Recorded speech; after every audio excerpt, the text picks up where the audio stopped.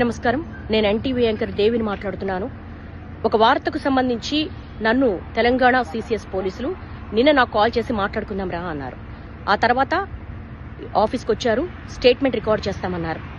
ఆ రికార్డ్ చేసే ప్రతి ప్రశ్న 3 గంటల పాటు నాకెంత మెంటల్ హరాస్మెంట్ ఉన్నా, నాకు సంబంధించింది కాకపోయినా, కేవలం నేను చేసింది వార్తను చదివాను. అది నా వృత్తి ధర్మంలో భాగంగానే చదివాను.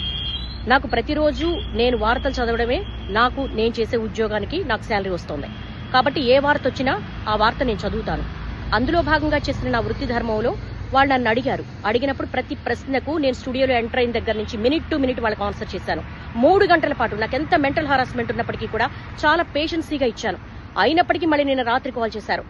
నిన్న రాత్రి కాల్ చేసి మళ్ళీ ఈ రోజు పొద్దున మళ్ళీ స్టేట్మెంట్ రికార్డ్ చేయాలి, మళ్ళీ రమ్మన్నారు. నేను ఒక మహిళా జర్నలిస్ట్ ని. నా ఇంటికి వచ్చారు, నా హస్బెండ్ తో మాట్లాడారు. నిజానికి నా ఇంట్లో వాళ్ళు ఇబ్బంది పెట్టాల్సినంత అవసరం లేదు. నేనేం దొంగను కాదు, నేను ఒక జర్నలిస్ట్ ని. 22 సంవత్సరాల పాటు ఒక్కొక్క మెట్టు ఎక్కుతూ మా కెరీర్ ని బిల్డ్ చేసుకున్నా.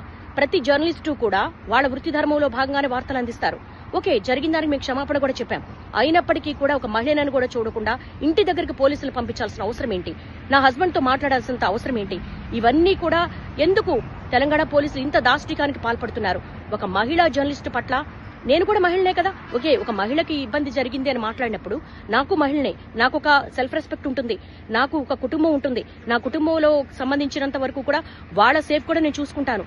కానీ ఎందుకు ఇంత దాష్టికానికి పాల్పడుతున్నారు? ఇది చాలా అన్యాయము. ఇలా నన్ను రోడ్ల మీద పరిగెత్తించడం అనేది న్యాయం కాదు. నేను నా వృత్తి ధర్మంలో భాగంగానే చేశాను.